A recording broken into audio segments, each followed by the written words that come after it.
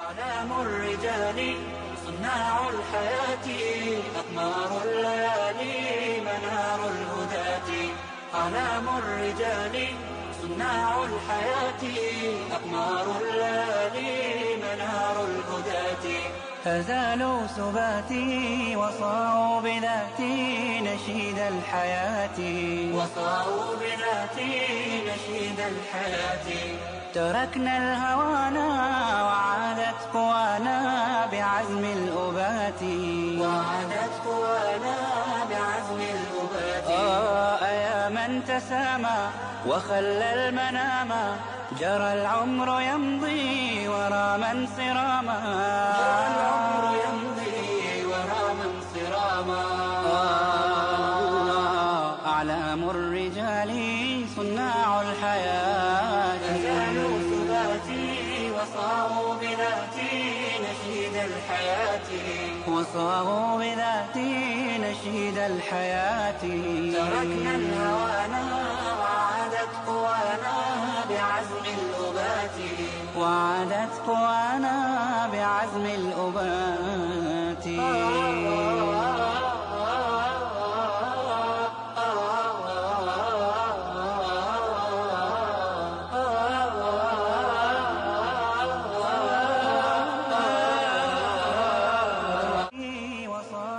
The first character or individual that I like to talk about, the best or the first hero amongst those who flee to Allah Azza wa Jal, is a man with the name of Hatem Al-Asum, rahimahullah Azza wa Jal. Hatem Al-Asum, one of the ulama and one of the scholars of this ummah, as well as one of the worshippers who was known for his dedication to the worship of Allah Azza wa Jal. And I will share with you an incident or one of the stories that happened in his life that shows how a Muslim relies on Allah Azza wa Jal. It said that Hatem Al-Asum rahimahullah decided to go to Hajj. I ask Allah to give all of us the opportunity to fulfill that great ritual and great ibadah. He decided to go to Hajj, but he was poor and he had very limited resources. So he went to his family, to his wife and his children, and he told them he's planning to go to Hajj. It was a chaos. It was crazy in the house, crying, complaining. Who's gonna take care of us? Who's gonna buy us stuff? Who's gonna take care of the house? Who's gonna work to make money? Except one daughter he had, who he taught the deen of Allah Azza wa Jal, who understood the deen of Allah and who lived the deen of Allah. She told him, Ya walidi, or Ya abati, go. Told him, oh father, go. فَمَا عَهِدْنَاكَ رَزَّاقًا. I never knew you as the provider. I never knew you as the sustainer. You were never a sustainer, you were never the provider. Go. So she encouraged him, so he left. Of course, the rest of the family will attack this person, but الصبر is required. وتواصوا بالحق تواصوا بالصبر. One day, he goes, the father goes, Hatem Al-Asum rahimahullah, goes to Hajj. Do you know, then it wasn't plane and it wasn't Lufthansa and it wasn't Air France. He goes, and usually the trip takes a couple of months. So one day the Emir or the Wali or the governor of that region where they were living, it was in Iraq. We ask Allah to free Iraq and return it to Ahl Sunnah. The Emir or the governor was walking, of course, with his advisors and his security and his close ones and the soldiers, checking the conditions of the people. That's when the governors used to do that. So he hit a point where he stops, the governor, the wali, and he asks for drink, water. He gets so thirsty and he asks for some water. So of course they rush to the closest house, and it happened to be the house of Hatem Al-Asum. So they say, they knock on the door, some of the soldiers, and they say, Al-Amir, يطلب معه. Amir wants to drink. So they go, and of course this is the Amir. So they get very nice, clean glass, cold water, and they send it to the Amir. And they had different methods of keeping water cold then. So the Amir drinks it, quenches his thirst, appreciates the water, and اعلم يا عبد الله, know well that the hearts are in the hands of Allah. So he asked,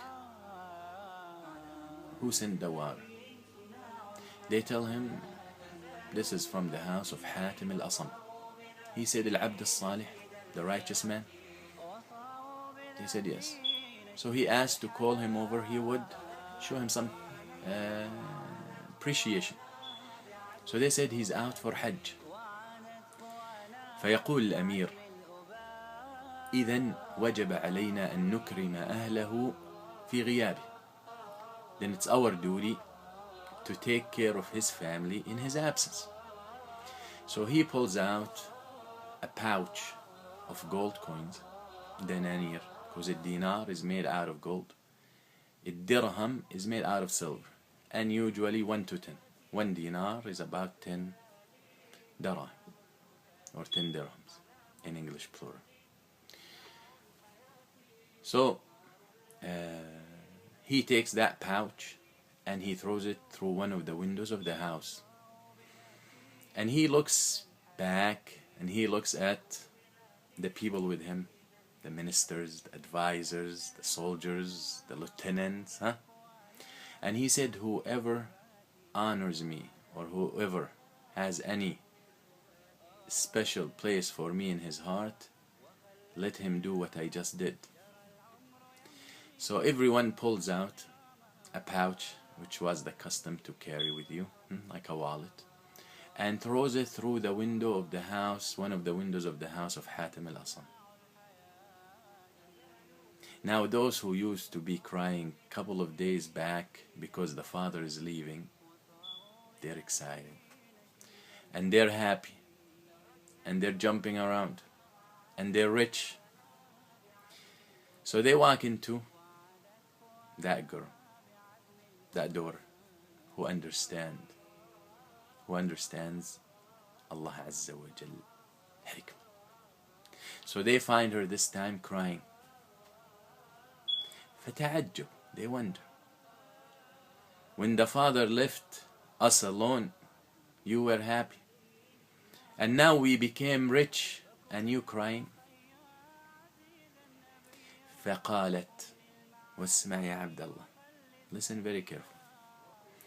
قالت, نظر إلينا عبد من عباد الله فأغنانا فكيف إذا نظر إلينا رب العالمين فكيف إذا نظر إلينا رب العالمين.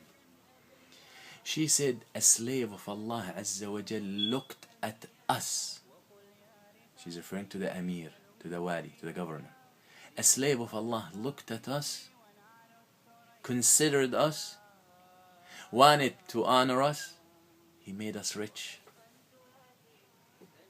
What if Allah subhanahu wa ta'ala wants to honor us? What if Allah subhanahu wa ta'ala, Malik al-Muluk, al-Jabbar, al-Azim, al-Ghani, al-Malik, al-Malik, would look at us? You see, Ya Abdullah, you see the fruit of relying on Allah Azza wa Jal. Hatem Al-Asum left and he trusted Allah Azza wa Jal. He understood very well that he was not the sustainer. He only a means that Allah put in the way of these people, his family, to provide for them. You see, when she was crying and they were laughing, and when she was happy and they were crying, that's how the believer is. Gharib, stranger. Stranger. The believer sees in different or from different perspective. He sees things differently. When people are excited about the worldly things, he sees it as a test. And when people are upset about the disasters in this life, he sees it as kafara, an expiation for his sins. So when they're upset, he's happy, and when they're happy, he's upset. And the Prophet ﷺ taught us this idea, how we should look at things from different perspective.